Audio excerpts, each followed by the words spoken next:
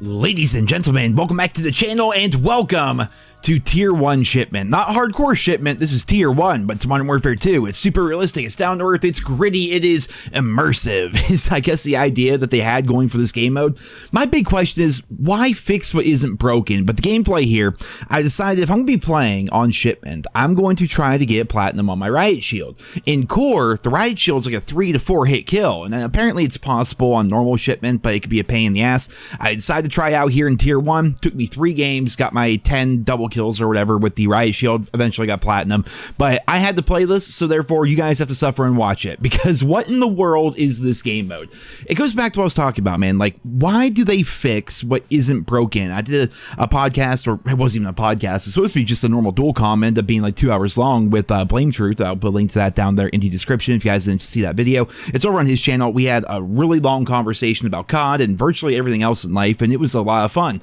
But one of the things we talked about in there was why fix what isn't broken. You look at prestige mode, right? You look at the perk system that we have here in Modern Warfare 2 compared to the plethora of other perk systems that we've had in the past that just simply work and the people enjoy, but for some reason they just pretend that doesn't exist. They gave us a whole new system for no real reason. I don't know. They reinvented the wheel just to do it. I'm not sure. You look at the weapon unlock system that we have here in Modern Warfare 2, which I personally like.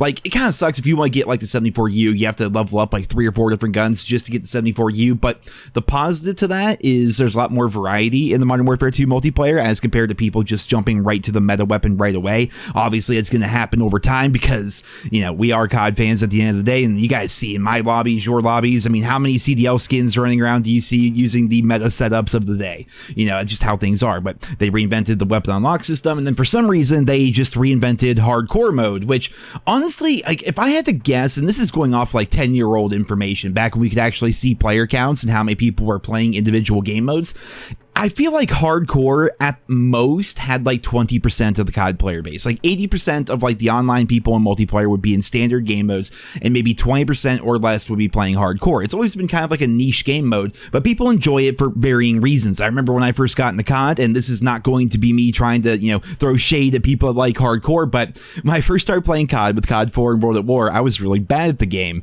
and all I wanted to do was snipe, and I hated getting hit markers, right? And by the way, I'm not quick scoping. I tried. I just couldn't do it back then, but you know, so I'm laying in a bush trying to pick people off from as far away as possible and go 4-0 or something in a game of team deathmatch. Never die, snipe people, have them never know where I am, and hit markers and UAVs and the mini map all kind of ruined that. So I started playing hardcore, and I realized everything was like a one-shot kill, and I'm like, this is kind of fun. So I actually enjoyed hardcore for a long time, and then call it Modern Warfare 2 or so, I started to really enjoy core game modes a lot more. I liked getting in gunfights and rushing and things like that. So in general, I'm like a standard COD fan. Like, I like standard Call of Duty game modes as compared to hardcore, but I can see why people like hardcore. It's a bit more immersive. It's the one-shot kills make every gun feel a little bit more powerful, I suppose. Like, I get why people like it, but what they did here with Modern Warfare 2 is they revamped it to Tier 1, whereas instead of 30 base health like we've always had in hardcore, we now have 50 base health. We now have health regeneration. We have no HUD, and that's the biggest thing for me. Like, if you want to up the health a little bit,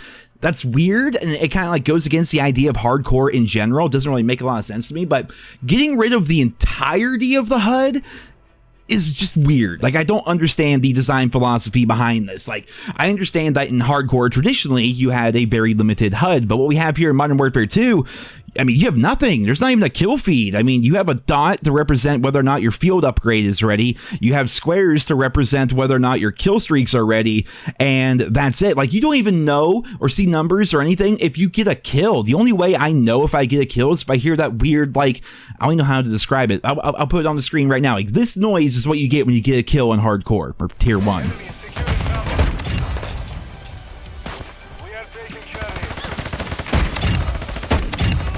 So unless you hear that noise, you didn't actually get a kill, and that feels really weird. And even when I do get a kill and I hear that noise, I'm like, wait, who'd I kill? I actually killed that guy? I can't even tell what's happening. And I get that they're going for like that immersive feel, but I personally don't really care for it. And one of the biggest things, right, because I'm a camo grinder, I like to go for 100%er if that's even possible. Like, I like to grind COD, and progression is always a big deal for me.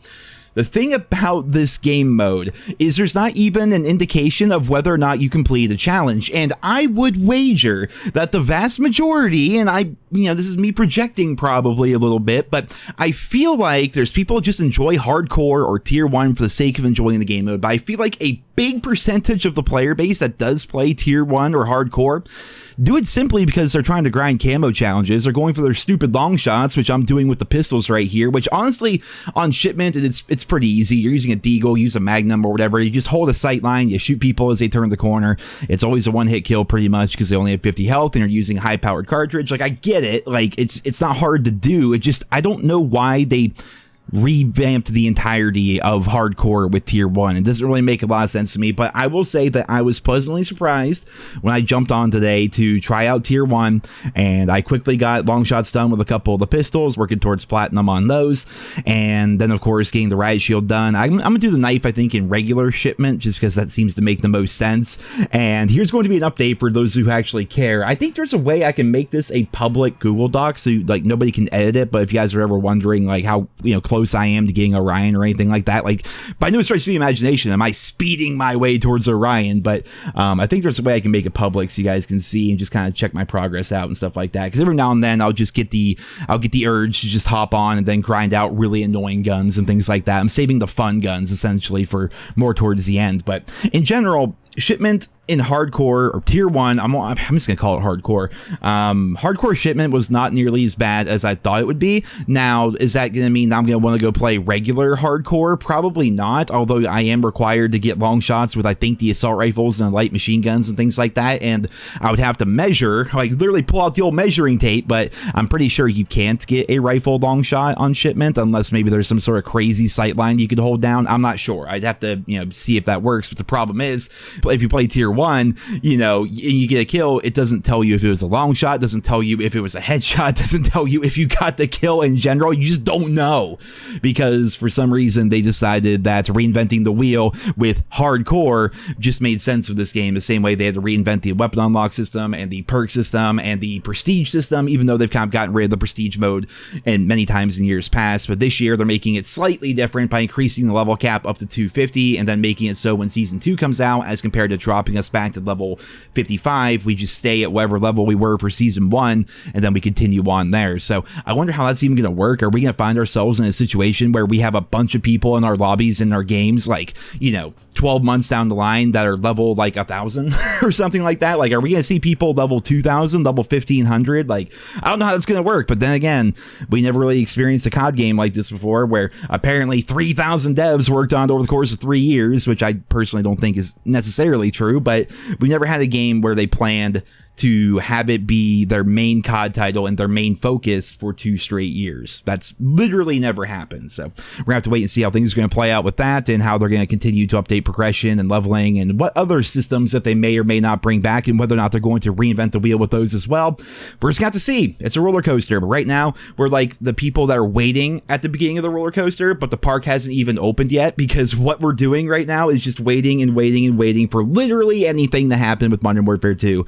And that's why there haven't been a whole lot of videos as of late, because there just simply isn't anything to talk about. Plus it's the holidays, I've been doing stuff like that, but in general the big thing is like there's just nothing to talk about with this game, and it kind of feels bad, man. The game's not even all that old, and based on what we know so far, and I talked about this with Blame Truth in his video, they've revealed to us the Season 1 roadmap, and Season 1 Reloaded came out not too long ago. So everything that they've revealed to us for Season 1 has already come out, and Season 2 isn't set to begin until February. So unless they're planning something secretive for January, we may just have no updates and no new content for an entire month, which would be absolutely terrible. But as always, I'll be here with you guys every step of the way as more updates and as more news comes out. But for right now, that is all for this video here today. I hope you enjoyed it. Leave your thoughts and feedback on Tier 1 or Hardcore down there in the comment section below. Have you been playing it since launch? This is like really my first experience trying it out, and not too bad, but it's just really weird, and I don't know why they made the changes that they did. I don't think it makes the game mode better. I really don't. I think the old hardcore was better, but then again, that's kind of opinion I'm sure you guys expected when you saw a video like this from me. But guys, that's all for this video here today. Thank you so much for listening, and I hope you guys all have a wonderful day.